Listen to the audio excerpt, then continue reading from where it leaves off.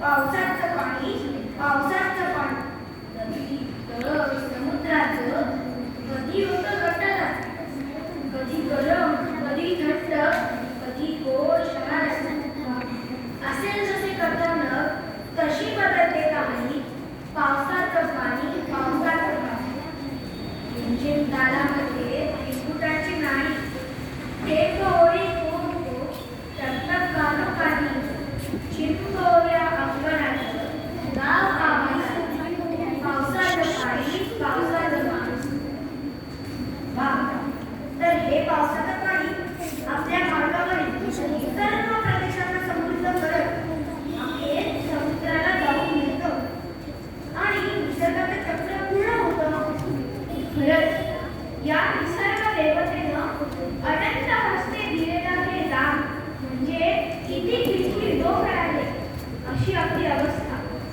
एवढी रम्य सृष्टी निर्माण करणाऱ्या त्या विधात्या पुढे आपण आपसुकच नतमस्तक होतो ही सृष्टी अशीच सुंदर राहावी अशी प्रार्थना करणाऱ्या कवितेने आम्ही आमच्या अभिवाचनाचा समारोप करत आहोत कवितेचं नाव आहे सुंदर चक्री आणि कवयित्री आहे अरुणा डेरे